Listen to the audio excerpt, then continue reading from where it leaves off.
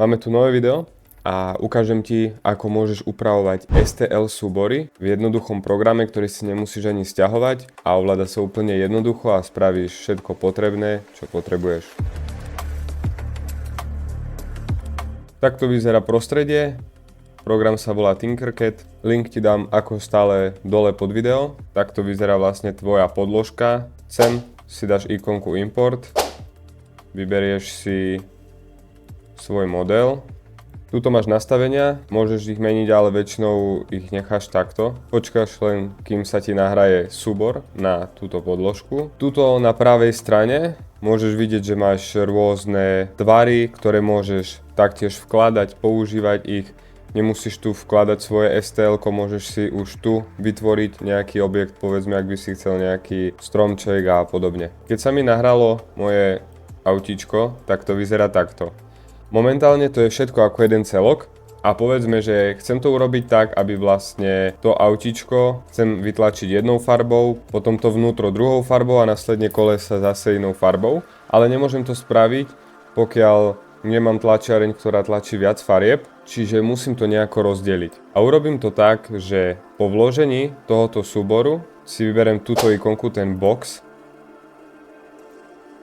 natiahnem ho, tak aby mi to zakrylo všetko, čo nechcem mať v tom STL-ku. Ideálne to je si to natiahnuť aj takto dole, nevadí, že to pôjde cez podložku.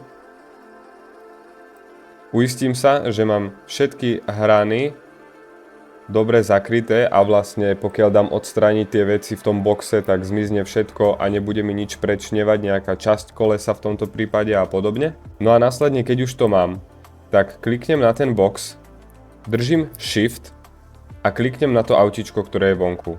A už dám len túto ikonku vlastne spojiť, alebo CTRL-G. Takto kliknem vedľa a už mám čisto autíčko. S týmto autíčkom už, ako vidíte, môžem pohybovať a je to už samostatný diel. Pokiaľ toto už mám hotové, tak dám len export, stiahnem si to ako STL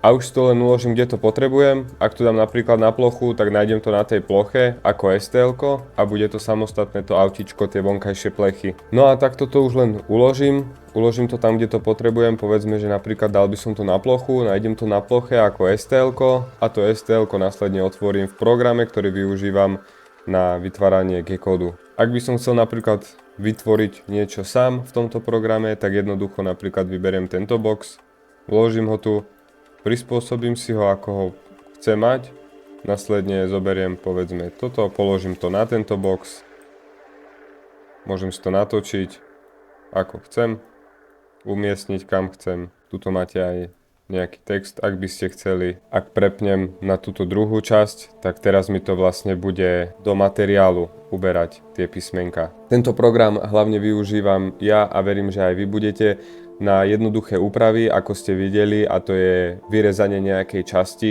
Verím, že ti video ukázalo niečo nové a že ti pomohlo a vidíme sa pri ďalšom videu.